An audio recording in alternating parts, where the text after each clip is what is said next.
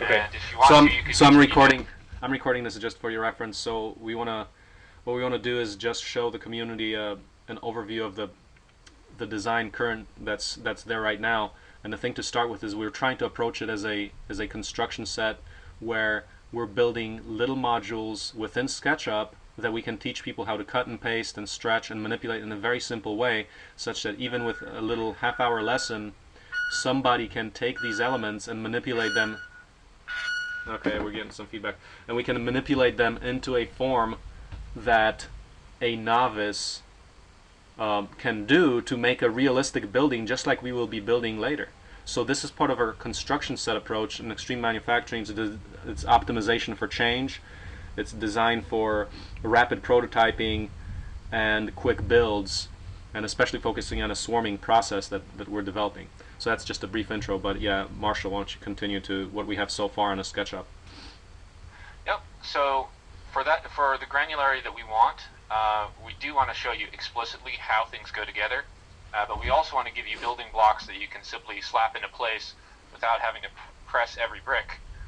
So in this case, we've got wall segments that I've made this one 7 feet because that's our standard, and 1 foot by 1 foot units, 1 foot by, I believe it's 6 and change base or foundation. And when you give these a stretch, you can very quickly draw up a wall. I will, make an L section here. And the pattern here is approximately accurate.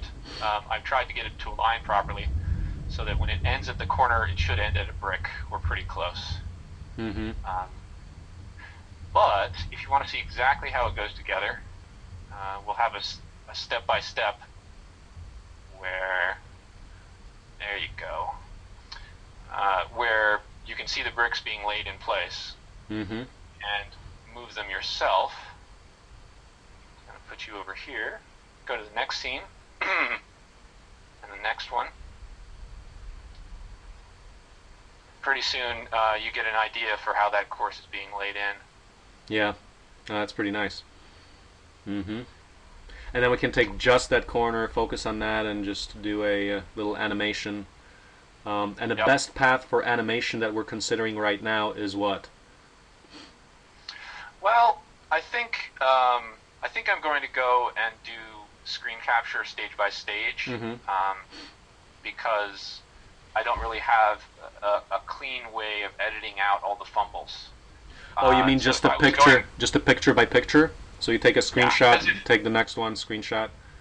Yeah, because if I actually do the animation of here's in SketchUp, boink, there's going to be a lot of me fiddling around, adjusting a snap. There are going to be just so many little elements of fumble that it would take forever to edit them out. So it's probably better to just get the frames that are crucial. And what about the approach? What's the decision on the approach where we take each single brick being a layer, and then to get the pattern going, you simply turn on one layer after another, and then you see one brick by one brick coming in together. So you do all the preparation beforehand.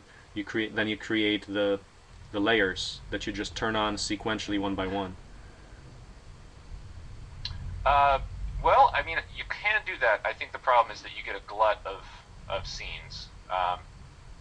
So, yeah. I mean, glut of scenes. I mean, animation is good to have a glut of scenes in an animation. In fact, you want thousands of picture frames.